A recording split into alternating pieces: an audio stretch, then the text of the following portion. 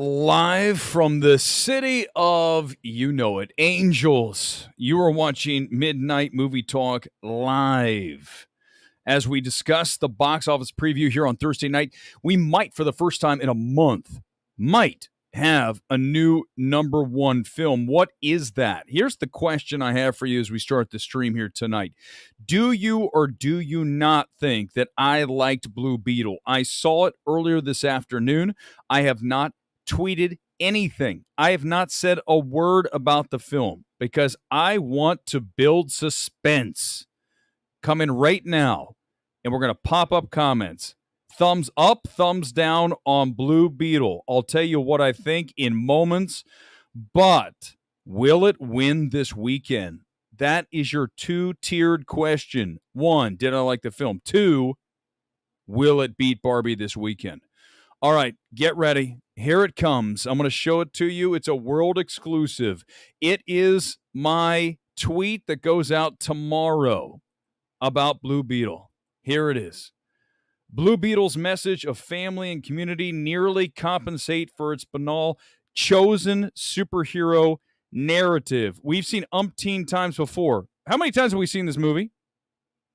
I mean, seriously, how many times have we seen a film where the protagonist becomes a superhero and can't believe it and then has to explore the superpowers? The good things here, there's a synthwave score that's cool. It's like an 80s, right? You guys know synthwave. Midnight, FM84, FM Attack. It's got that kind of lean to it, and that offsets some of the drudgery of this 2-hour runtime. It should no way this film should be 2 hours. Okay, textbook case of critic overpraise versus veritable overall midness. This is a mid superhero film, okay? There's really no argument. I mean, listen, I'm not saying it is wholesalably trashable. It's not that. Here's what it has going for it and against it. Let's go into what I think about the film and really dial in a little bit more. Like I led with that reaction. Tired, chosen superhero narrative. We've seen it so many times. It's so old. There's nothing new here to explore other than this is the first Latino superhero. Yes, hooray, great. That does not make a film better or worse. When I reveal my score here in a moment, it has nothing to do with the fact that Blue Beetle is the first superhero to be Latino. It doesn't matter. The film bores after the first, I would say 30, 45 minutes. I was really anxious in my seat. I actually got up and walked around to the other side to just get out of my seat. I was bored. That's never a good sign for a movie. But here's why it is sort of redeemed. You have Zolo and Belissa. Right? The main character, the kid from Cobra Kai, is solid, and his sister is very good as well. So you have solid enough performances. George Lopez does what he always does. He's doing a hippie kind of thing, and he's out there, and it's mildly humorous. I don't think it's that great.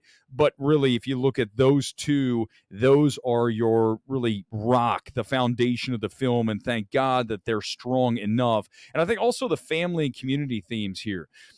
Clearly, it's about sticking with family, knowing that true value in life comes from your relationships and not from money or status.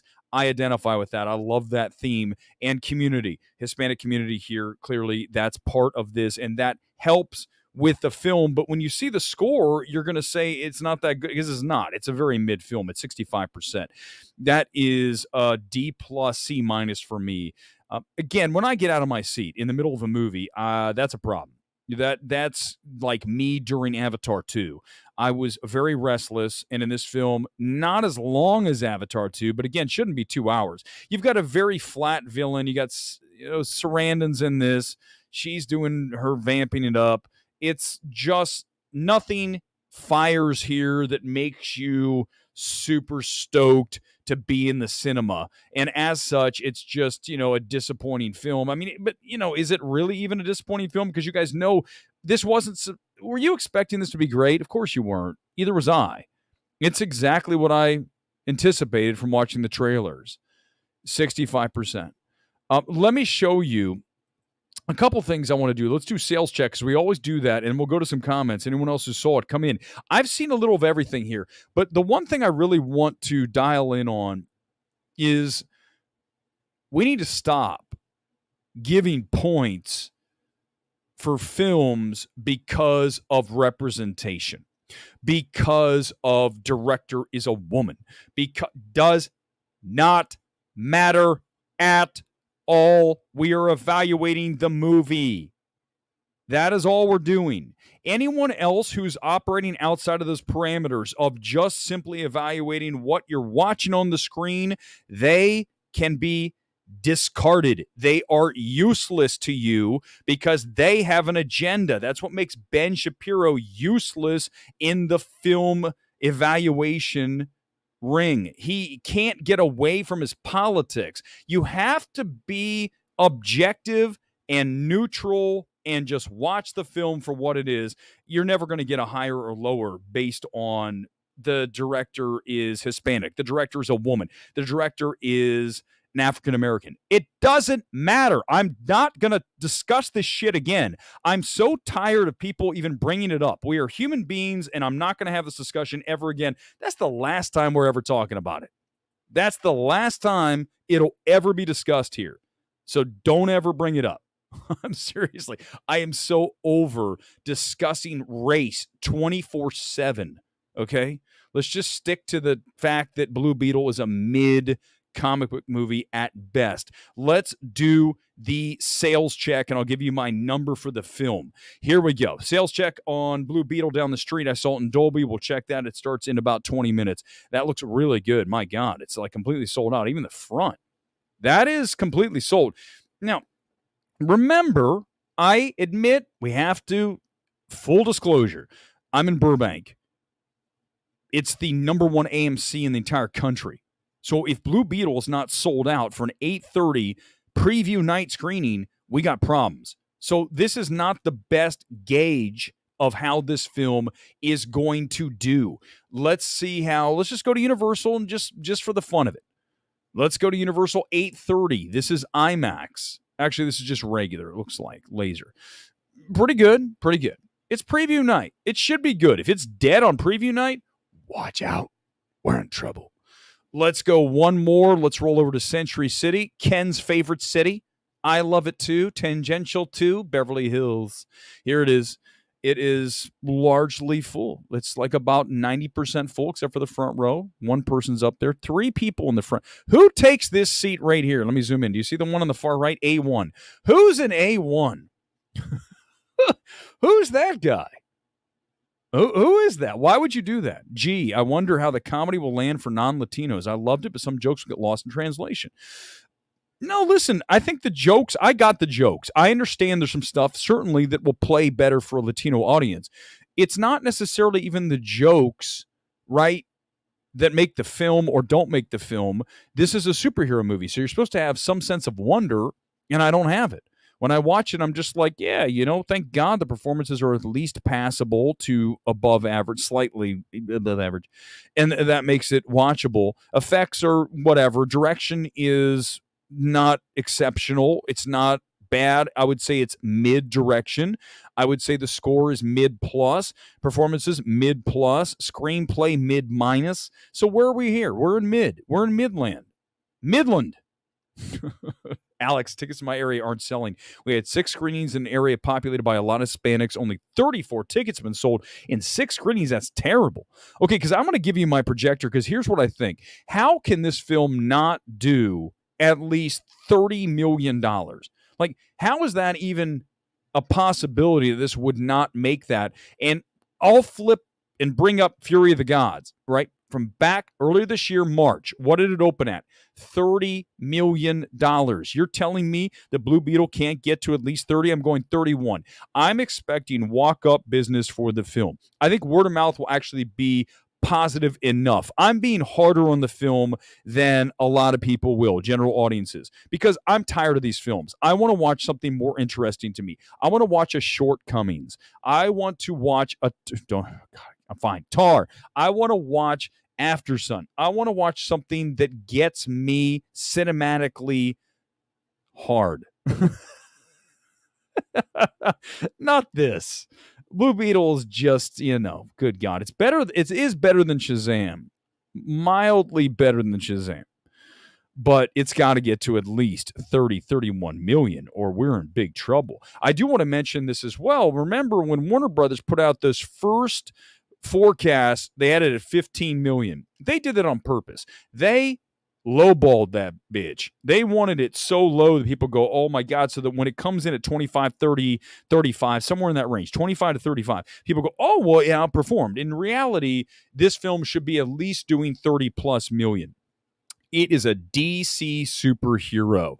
Is it connected to the DCEU? We'll find out. I don't think he's completely said it's out, has he? Have they said, has Gunn said that this is yes or no? I think he said like maybe we'll continue. Here's an article from the director, Angel Manuel Soto, who is okay. The direction's fine. I would definitely not watch Blue Beetle and as soon as it's over ask who directed this. I want him to direct my next film or her. I would never say that. I would say it is passable. That is what I would say, and I think that's fair. I've watched enough films to know what is direction plus, direction, and direction minus. This is direction. This is flat. This is mid, just like the film. Originally, it's supposed to be on streaming. Remember, it's going to be HBO Max. And then they said, we'll upgrade it, allowing the Latino audiences to get out there and support their first live-action superhero ever, right? Again, it doesn't matter when we're evaluating the film. It matters.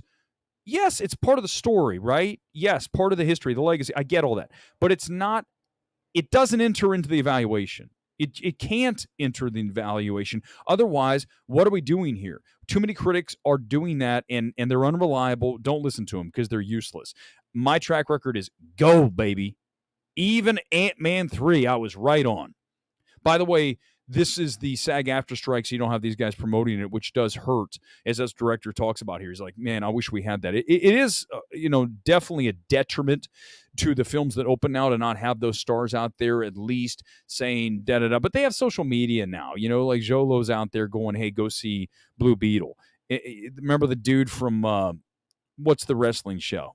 The guy who's on Arrow, that guy, he was like out in front of a billboard going, here's my show. There's ways to promote your stuff if you're an actor. You don't have to have the media now. You got social media. I don't need the TV stations and all that shit. You just get it done on Twitter, Facebook, Instagram, whatever the hell else is out there. Is MySpace still around? I mean, it could probably make a comeback. How things always come full circle. So, yeah, Blue Beetle's like whatever. Sorry, guys. Is there a Beatles song? There is not a Beatles song. There is a Motley Crue song. Yeah, there's a Motley Crue. Is it Jumpstart My Heart? I can't remember which Motley Crue song. I mean, the whole movie's forgettable. But they're flying around in a giant Beatles spaceship, and then Motley Crue cranks up, which, as you know, is a Warner Brothers artist. I believe is Elektra, which is under the Warner Brothers Records umbrella, so therefore they own the rights. So, hey, let's just put a Motley Crue song in there for the hell of it. What does that have to do with Hispanic? Why did they pick, like, Ricky Martin or something, not Motley Crue? Like, these are little things. Luis, Beetle will likely perform better than Strays. Both could still draw in crowds. Let's talk about Strays, and then we'll come back to Blue Beetle. There's not much. I don't really want to talk about the film beyond tonight. Certainly Sunday on the box office show, but it's just an August forgettable CBM movie that, frankly, I don't, I'm not going to remember once I go to bed tonight. Tonight's skip, by the way, is Monterey from Liga MX, and it's blue. I want some love right now because these football kids do not dress themselves. I go into the closet, watch where you go with that, and I bring out one of the football shirts that is in coordination with the movie we're talking about. If you watched last night's evaluation, quick little reaction outside the theater for Strays, who'd I have on? I had Jolos on, which is, yes, Tijuana. They have a Chihuahua on their logo. These things are meant to be the way they are. Don't just overlook the little touches here that MMT does. Let's do the MMT evaluation of Strays. A little bit longer discussion of the film than the 2-minute and whatever odd second that I had last night outside the theater. This is Ted with Dogs. You watched the trailer. You knew that, right? That premise is exactly what you're given. In fact, the movie is the trailer. Universal has a really bad habit of giving you the entire film in their trailers for their movies. And they did it again with Strays, including all the best jokes. So what happens is when you're watching the film, there's a joke from the trailer that I honestly died over months ago because it's supposed to come out in June, remember? And then it got dumped into August. They just shoved it off. I don't think they even know what to do with this thing. But you're not laughing because you've already seen the trailer for months. So I've already seen the joke. But it's the basic 4-letter F-bomb, sex joke, shit joke, recycle over and over. Here's why it's better than it really should be. You've got Jamie Foxx and Will Ferrell, who both know how to voice and give emotion, and somehow they manage to conjure up some form of tangible emotion in this movie beyond the laughs. There's a little bit that pulls on the heartstrings, and it works enough. The one thing I would do with the film is I would slightly tweak, rework that ending. When they go for, and yes, they do go for the dick, I would just dial it back a little bit. It's granted, he's a shit owner. What's his name? The actor. Yeah, you know what I'm talking about. Whatever.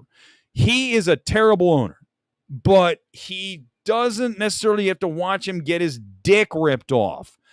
I would have just dialed it back a little bit. Just a little. MMT score on this is 75%. If you like the trailer, then you will probably enjoy Strays. If you're a dog person, you're going to likely laugh enough to recommend it. And the projector on this is going to be 14 million. That's not great, certainly. But kids are back in school. It's August. We're done with meaningful box office movies for months. Guys, Dune, if it moves out of October, November, if it gets out of there and goes to 2024, we are in big trouble because the Marvels, that trailer, I finally saw the second trailer. Marvels looks, my God, who wants to watch that? I mean, I don't, after watching Blue Beetle, I don't need to see another one for a while, another joke-ish comic book film. Marvels looks even more like that, right? I have no interest. Let's talk about Jamie Foxx because he just posted a new picture. Did you guys see that he is, can we talk about Jamie Foxx for a second and be real? Okay, as we all know, Jamie Foxx had something terrible happen to him because he was incapacitated. He just disappeared. And now we're getting these pictures. Here's one right here. Jamie Foxx posted today. Let me read you what it says. You're looking at a man who's thankful. Finally starting to feel like myself. It's been an unexpected dark journey, but I can see the light. I'm thankful to everyone that reached out and sent well wishes and prayers. I have a lot of people to thank. You just don't know how much it meant. I will be thanking all of you personally, and if you didn't know, God is good all day, every day. Remember a few weeks ago, or was it a week ago now, he had that reaction to the Jewish, where someone said that it was anti-Semite. My God, that went crazy. So he's back now, and here he is. Here's the one thing people were commenting on. The man got a whole nother head on his body. Check the neckline. Let's zoom in. Okay, can you see this? Hold on. Zoom for me, baby. Zoom for me. Look. Do you guys see that around his neck? So it looks like it could be like a thread necklace kind of thing, but there's nothing in the middle, right? There's nothing on it. It's just like a piece of string. So someone's saying, wait a second, that's where they cut off his head because people think he's dead. I mean, they do. A lot of people think that Jamie Foxx died. And then we're watching deep fake Jamie Foxx video, that one we saw. And then this picture, it's someone else's head. But I almost feel like in a weird way, he probably put that thing on to mess with people. It's weird what's going on in the world, isn't it? I mean, don't make me do an MMT gets freaky. But it's weird what's happening in the world. So when people say, is that his real head? Then he throws on the little string thing around his neck. You're like, what's going on? What's going on? Sadvik, Christmas is going to be underwhelming this year. This whole year for the rest of the year is underwhelming. In fact, let's do it real quick because we got a little break. I did 2 evaluations, and I've got things about Rachel Zegler's coming up. In addition to A24 losing a ton of cash, and then AMC stopped playing Nicole Kidman. I got a really terrible take tonight. All that's on the way, but let's do the upcoming schedule. Just look at what's coming. And I'm telling you guys, just wait. You tell me what you're excited for. I'm going to go to my friend Alex, who runs firstshowing.net. I'm going to roll through this. Let's show you what's coming. And you tell me when you see something that's exciting. Everyone, chime in when you see a movie that you're like, I can't wait for that. Right now, we're looking at Blue Beetle this weekend and Strays. Next weekend, Bottoms. Oh, my God. Gran Turismo, which is very good. Multiple reactions on that on the channel for you. That's a good film, but I already saw it, so I'm already done with that. Moving on to September, Equalizer 3. Got the invite today. We'll have an early screening of that. Not excited for the film, whatever, right? Or is anyone? Not really.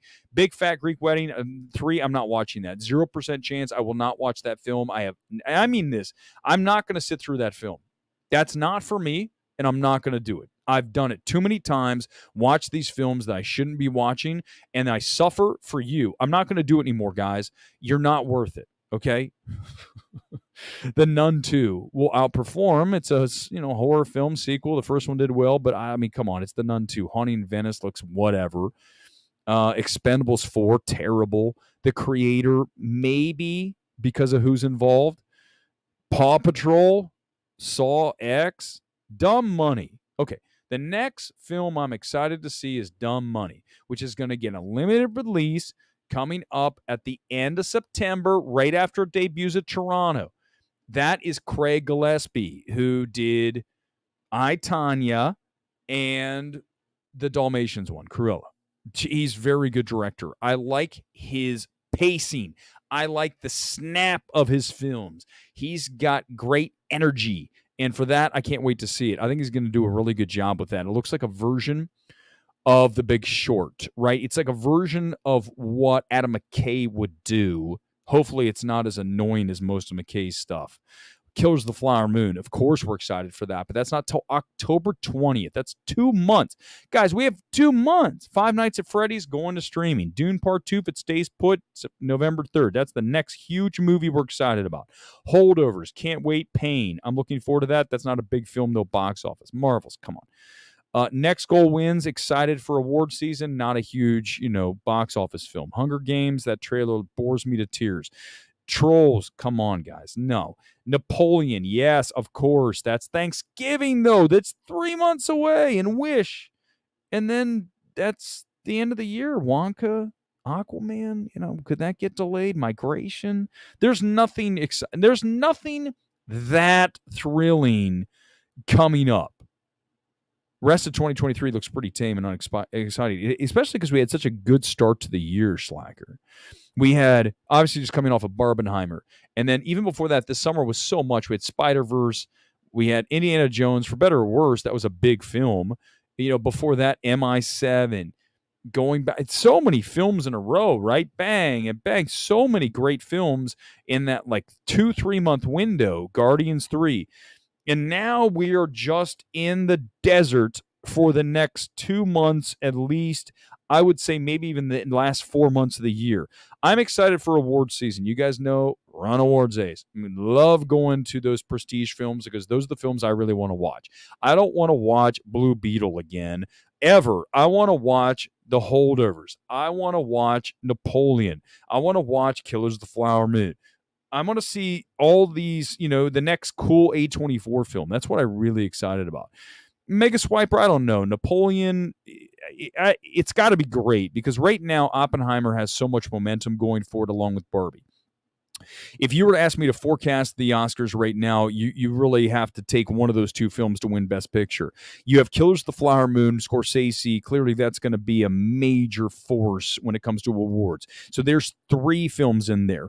Dune 2, assuming we get it this year, that will be 4 huge films battling for top prize. Remember, Dune didn't win Best Picture, didn't even get a nomination for Best Director because it was the first half. Because it's the second half, it's the completion, hopefully, although there might be another Dune film. This will be more available for awards like Return of the King was for Lord of the Rings. So that's 4 films. Here's what I think. When you look at Warner Brothers thinking about getting rid of that film and pushing it out of there, Warner Brothers is saying maybe we'll take Dune and slide it out. If that happens, it's because they're like, we can't beat Barbie, Oppenheimer, and Killers of the Flower Moon. Let's save this and bring it into 2024, bring it out October 2024, a whole year from now. Why would you push to October? Because Barbenheimer is unique. It's very hard to get films that open earlier in the year to win awards. Now, there have been plenty of exceptions recently, but what do they all have in common? We've talked about it so many times. Look back to EEAAO. Early in the year, what did it have in common? We know. Look at Get Out. What did it have in common? We know. Black Panther. What did it have in common? When you have an element of virtue signaling to your film, you're going to have a better chance of bringing that film across. That's the reality of it, guys. EEAO is not a great film. The reason everyone glommed onto that and said it's so fantastic is because of the subject matter. And yes, it was the zeitgeistical film, but it's not a great film. My God, it's one of the worst Best Pictures ever. I mean, Coda's the back-to-back 1-2 combination of Coda, EAO is the worst 1-2 back-to-back Best Picture wins in the history of the Academy. There's no even chance. Deadline reported today Equalizer 3 could make $30 million. I saw that. That's still not fantastic, right? $30 million is not a big film. Big films are 60 plus. We go back and made fun of Transformers at 50. That would seem like a huge blockbuster, what we got for the rest of the year. I have a feeling that Paramount right now is saying, why did we put out MI7 when we did? We should have put it out in September. And they're right. They should have. It'd have more than 500 million worldwide, because what happened to that film is it got swallowed up by Barbenheimer and then all the films in front of it. Spider-Verse was dragging through.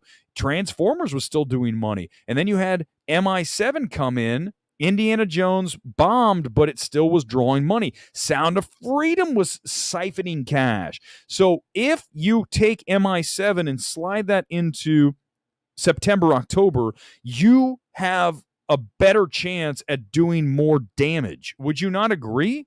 I think all of you would agree on that. Dune 2 will stay this year because it's going to have 5 to 6 weeks for IMAX. I hope it does. I listen, even if the actor strike's going to get settled, it's going to get settled soon. I said mid-August to early September. We're in the window. So I have a feeling it's going to get settled by September 1st. Then they can go ahead and bring in all the actors and go support and get out there and promote the movie. Fine. But even if not, I still want to see Warner Brothers leave it where it is because there's nothing else coming out. Box office-wise, it'll slay. Even if they try to force another scare variant upon us, people are over it. They're still going to go to the movies. It's not going to happen. We have variant EB.18, and everyone's like, what? Oh, my God. Eye roll. Stop. We're done. Let's get ready for a terrible take. You guys ready for this? This was something I wanted to get to on Sunday. I forgot to get it in, and it's like when you read this, these are the kind of things that make you go, you don't know what you're doing, and you need to stop talking. Like, listen, I don't miss often. I don't know if I ever have, to be honest with you. You're going to say you don't even start with Ant-Man 3. I will crawl through your device like The Ring. Don't do it. Look at this here. Okay, I'm going to let you guess what film it is. Here's this guy, I am Hodak, H, whoever this guy is here. He says, underrated masterpiece. Here, let me get it closer, bigger. What film is H talking about? Take a guess. What film is H talking about when he says it's an underrated masterpiece? Remember, this is the terrible take segment of MMT. So whatever film he's talking about is not a masterpiece. Let's have some guesses. Babylon. That's a great guess. No, it's not Babylon. This is not as obvious, but when I reveal it, you guys are going to be like, he said that's a masterpiece? Okay, what else? Babylon's a great guess. Bo was Afraid. No, it's not one of those. It's not the traditional film that I like to hammer. It's a film that's extremely mid, and yet this guy just called it an underrated masterpiece. Scream 6? No.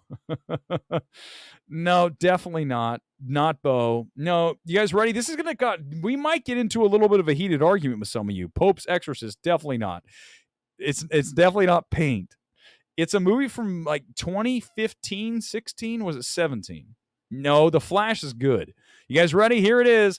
This is the movie that H called a masterpiece. Solo. What? Are you kidding me? Solo, the movie that had to be completely reshot after Kathleen Kennedy fired Lord and Miller. The only chance Solo had to be something interesting, and then replaced them with Ron Howard to make the most forgettable Star Wars film in the long storied history of the Star Wars canon. I mean, Solo, a masterpiece.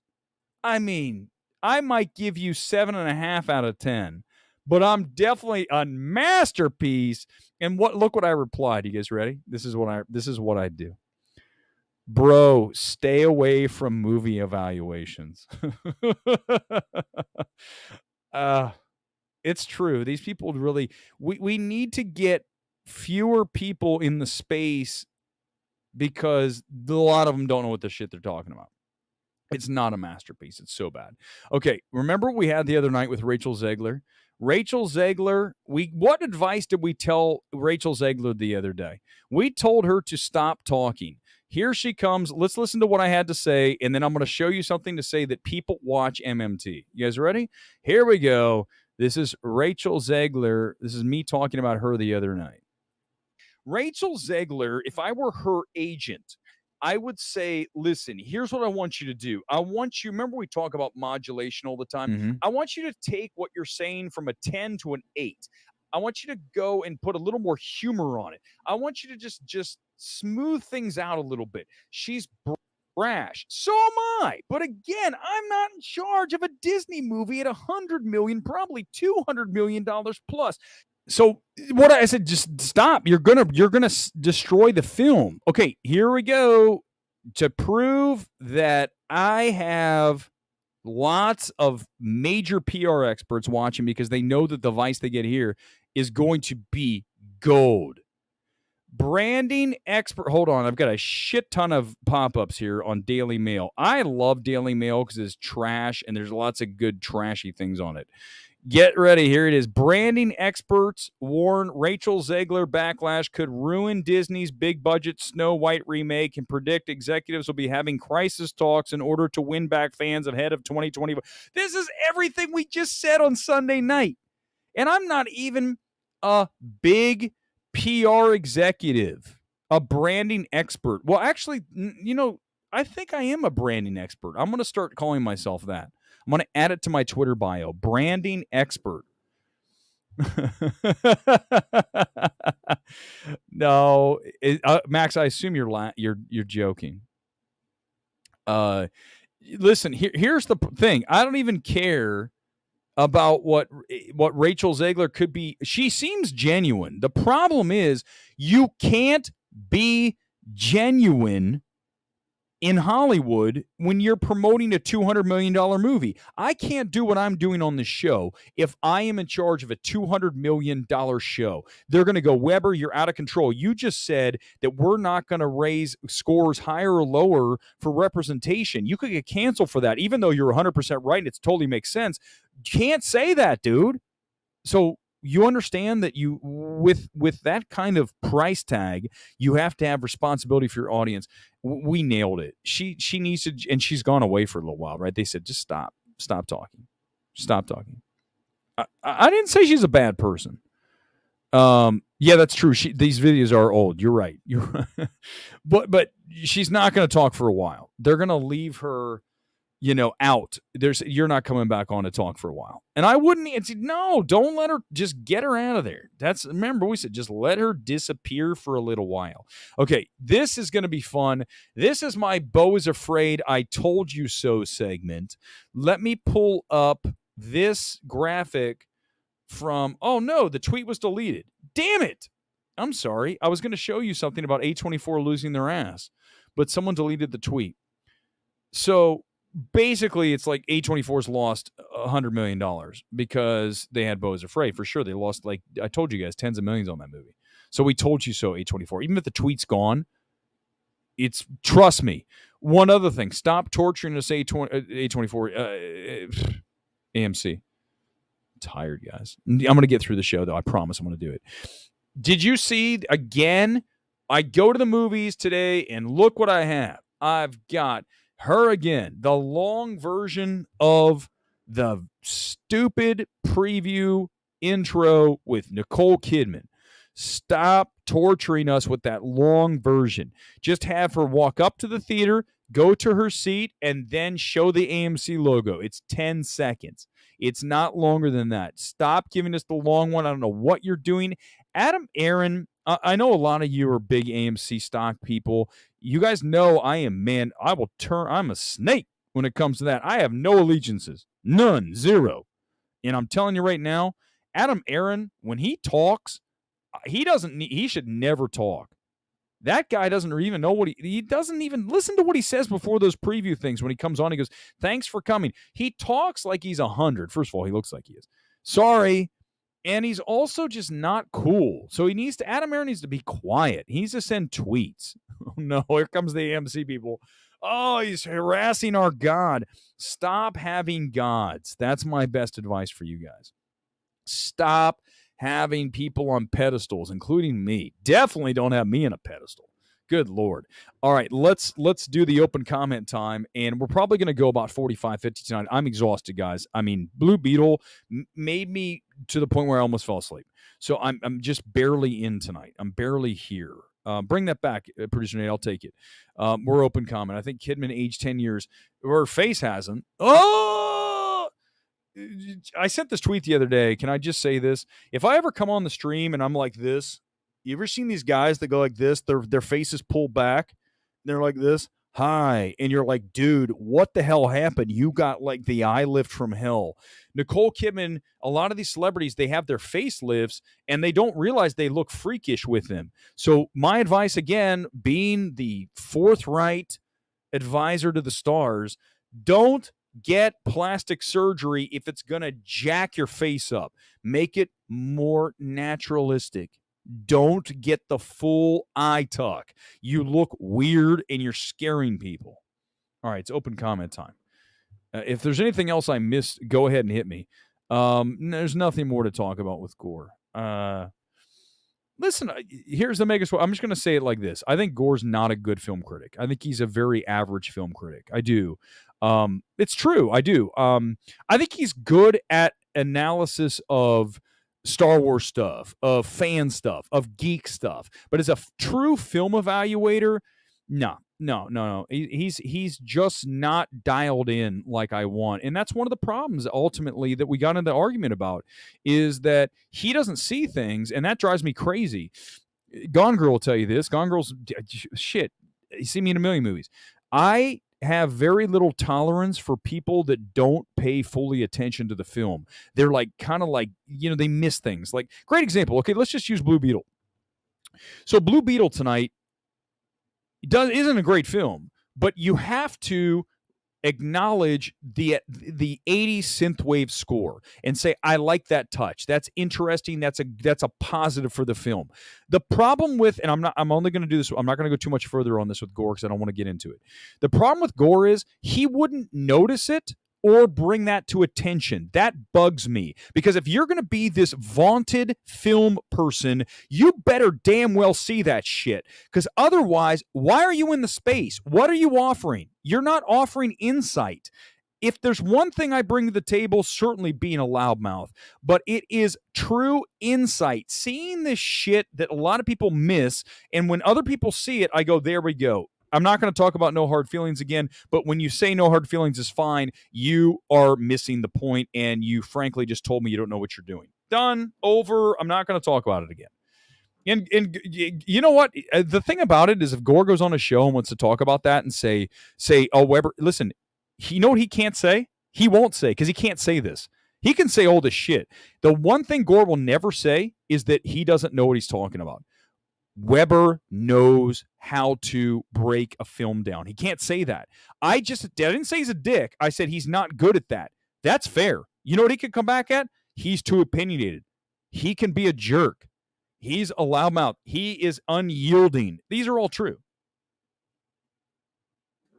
Sorry, it's reality. So I don't know. It is what it is.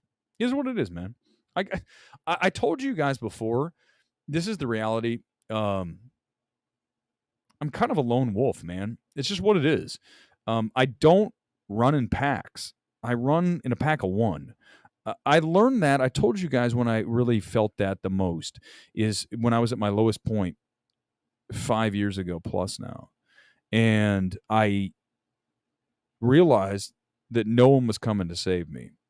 And once you accept that and you take ownership for your shit, there's no stopping you. And that's for better or worse. You know, some people say, well, you know, he's not as communal, you know, at things. That's fine. I like to go to a movie by myself and sit there outside afterwards and digest it without having conversations. Well, I go to a lot of these critic screenings and they come out and they get in packs and they start going back and forth about stuff, like almost like formulating an opinion. I don't ever want to do that. I want to have my own thoughts on whatever it is. That's why I try to avoid any reaction ahead, so that when I go in, I am virginal in my viewership. I mean, yeah, that's it. All right, open comment time. I am going to go see Old Boy this weekend. I've got A-list, so of course I'm going to see Old Boy. There's another small film opening this weekend. I saw Passages last week. Real quickly on Passages, Ira Sachs, I really think, is a very talented filmmaker. For me, you go back and look at Love is Strange, a movie that we've recommended on the MMT, recommendation. And this film is very... Okay, let me just say this honestly as I can. It's very gay. It's about a relationship between two gay men, and then one of them cheats with a woman, and then it becomes a love triangle and the messiness of that. But it's very gay, and if you have a problem with that, you're not going to like Passages. I don't think, even with that, right, even putting that out there, I don't think it's as strong as Love is Strange, which is central to two older gay men in a relationship. That film is more likable. The problem with Passages is the lead is an ass, and you really don't want to even like be in the same room with him. He ruins everybody's life. It's kind of like a version of Shortcomings. The difference is Shortcomings is very good. Passages is okay with decent performances, but it's not one of Ira Sachs' best films. It's not my favorite. I put it behind Little Men as well. So Old Boy is definitely on the agenda this weekend. I mean, talk about a classic. And so how cool is Neon bringing that back? Love it. Beau's Afraid is bad. There's definitely worse movies out there. Russell Wilson, not recently. Not recently, they're not. I mean, listen, of all time, of course, there's terrible films. But at 3 hours and the inaccessibility emotionally of that film, after the first 45 minutes of that film, I was angry. I mean, I was considering finding some way to unattach the recliner from the floor and hurling it, because you guys know I hit the gym, at least giving it a good attempt at bringing the screen down. That's how angry I was in that theater. You guys remember the audio? Yeah, the audio. This is unacceptable. Producer Nate, hit me with Wildfire. Anything you want to do, let's do it. I'm gonna go about another 5 minutes. I'm gonna wrap early because I'm exhausted tonight, guys. We'll do Sunday, and we'll have some fun on Sunday. Have you heard of this new horror movie called Suitable Flesh? I have not, Andre. I have no idea. What studio is it? It's one of those things I might check out at the 8. Like, you know, here at Burbank we have the 16, the 8, the 6, and they have almost everything plays here. So if it's there, I'll probably go see it. I see virtually every horror film. anything. I don't love torture porn, but I'll see anything else, pretty much. That's why I'm not really excited about Saw X. It's like, that's not really entertaining to me, ultimately. All right, let's see. What else do we have here, comment-wise? Uh-huh. All right, Gore's in the chat. Whatever. I didn't wrong anybody. Let's make sure that's clear. Who did I wrong? What did I wrong? Whatever, is what it is. Is what it is. I didn't wrong. To say I wronged somebody makes it sound like literally I walked up and like punch somebody. It's like, give me a break. It's we're not doing this. It's fine. I don't dislike, I'm not saying I hate Gore. I'm not saying I hate the guy. It's fine. I'm not saying it. I'm saying that ultimately at the end of the day, I'm going to find a way to be all by my lonesome. It is what it is. It is what it is. What someone just said your doc is boring. Okay, that's not it. Anthony, good question. Let's go there. Do I like Jeff Snyder? I have never talked to Jeff Snyder, other than tweets. Here's what I like about Jeff. Jeff is fearless, and I think he's very good at film evaluation. Very good.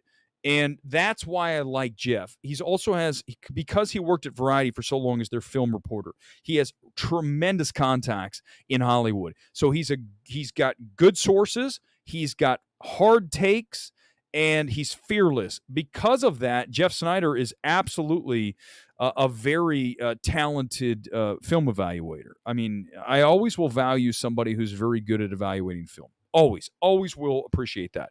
You're going to TIFF, Sham. Awesome. I don't know anything about Linklater's new film. I have no idea. I love Linklater. You know what I like is Everybody Wants Some.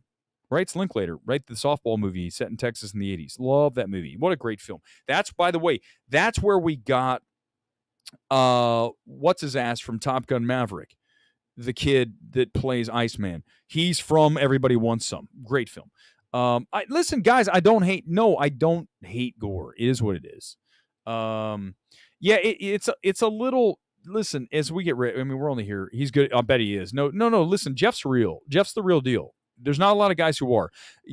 Who gets the EW approval for me? Very few. Very few. Snyder's one.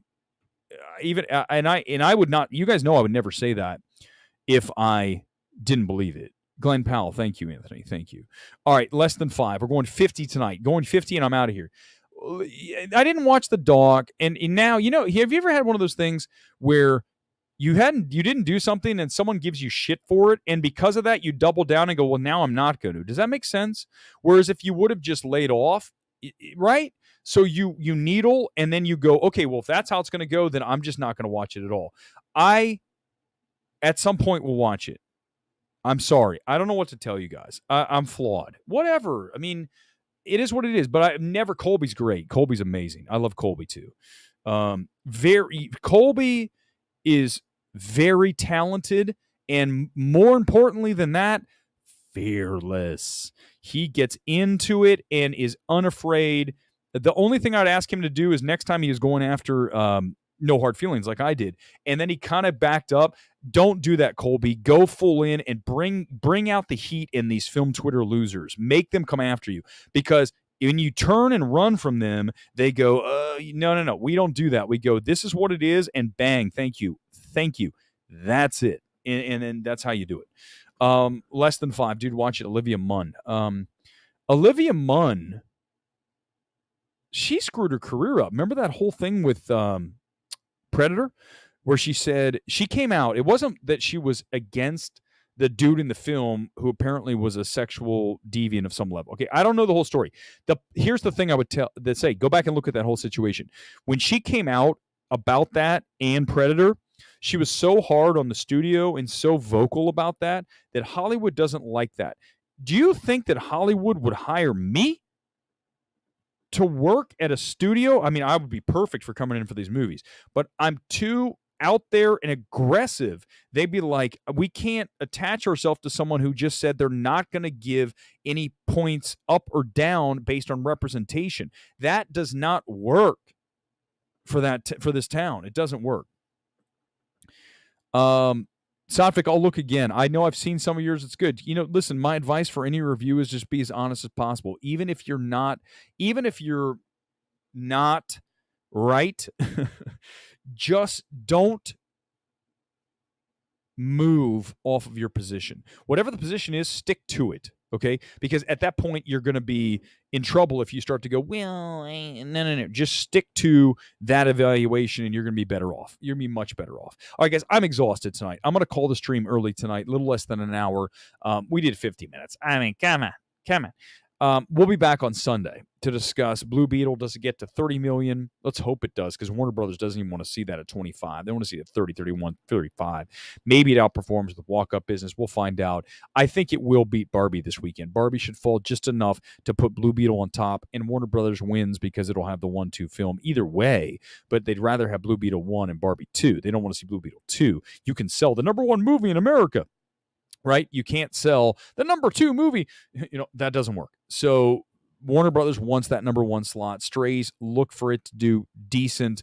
And then we're in August, guys. I don't know what to tell you guys. We're going to do a whole show about something other than box office and things, because right now it's so dead that we're going to have to do, top 10 A24 films. I know that's so cliche. Or top 10 indie films of the past decade.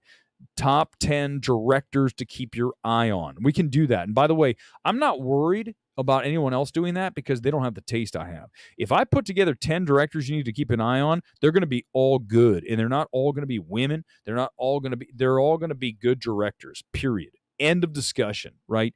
That's it. That's all of it.